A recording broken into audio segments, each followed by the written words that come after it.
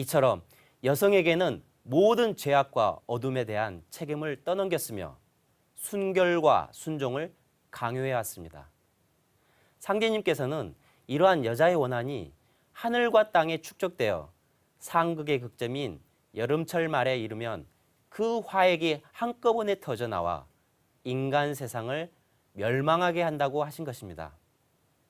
자, 상제님께서는 이제 이러한 여자의 원한을 풀어주시는데요. 도전 4편 59장을 보겠습니다. 이때는 해원시대라.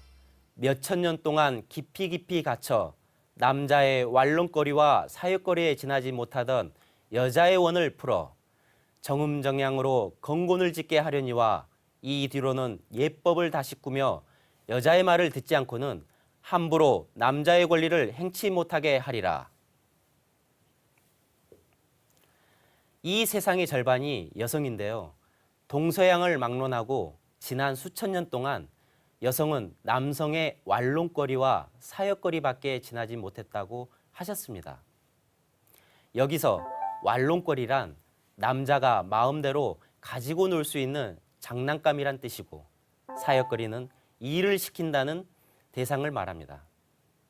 남자의 완롱거리와 사역거리에 지나지 않던 여자의 원한, 어떻게 풀 수 있을까요? 우주의 주재자이신 증산상제님께서는 우주의 질서를 바꾸어 주십니다. 여자의 원을 풀어 정음정양으로 건곤을 짓는다. 어금존양의 선천세상에서 정음전양의 후천세상이 열릴 수 있도록 천지일월의 틀을 바로잡는 대개벽 공사를 집행하셨습니다. 천지질서의 근본을 바로잡아 주신 증산상제님, 여성을 바탕으로 해서 음양의 문제에 근원적인 처방을 내려주신 것이죠. 이로 인해 음과 양의 완전한 조화를 이루는 이상적인 꿈의 낙원 세계가 열리게 되는 것입니다. 도전 2편 53장을 보겠습니다.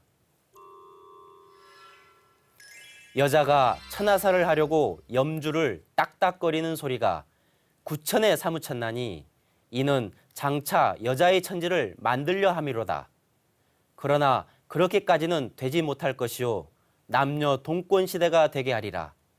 사람을 쓸 때에는 남녀 구별 없이 쓰리라. 앞세상에는 남녀가 모두 대장부요 대장분이라.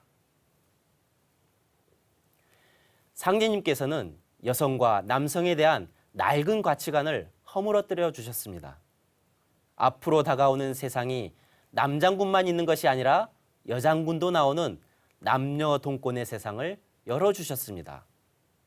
더불어 여성들의 불편이 막심했던 월경을 없애시는 공사도 행하셨습니다. 다음 도전 2편 54장 말씀을 살펴보겠습니다. 부인은 한 집안의 주인이니라.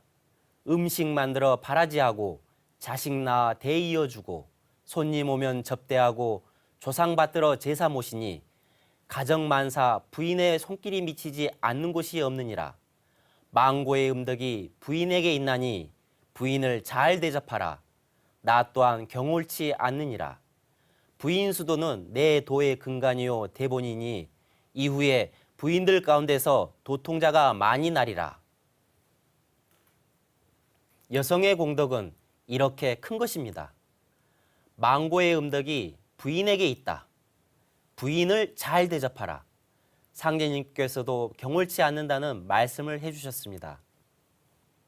또한 이 뒤로는 예법을 다시 꾸며 여자의 말을 듣지 않고는 함부로 남자의 권리를 행치 못하게 하리라 하셨으니 다가오는 후청 가을 음도의 세상은 여성의 덕이 얼마나 클지를 말씀하신 것으로 망고의 음덕, 이 세상 큰 공덕이 부인인 여성에게 있다고 말씀하신 것입니다. 영화 귀양을 보며 지난 선천 세상을 살아온 여성들의 원한이 얼마나 컸을지 생각하게 되었습니다. 또 장차 다가올 앞세상은 정음정양의 남녀 동권 시대라 선언하신 상제님 말씀을 생각하게 되었습니다. 이는 여성을 바탕으로 하여 음양 문제의 근원적인 처방을 내려주심으로써 비로소 여성의 원한을 해소할 수 있게 된 것이죠. 성숙한 우주 가을철을 맞아 대자연을 다스리시는 하나님의 문화가 생활화되어 지구촌에는 남녀 동권이 이루어질 것입니다.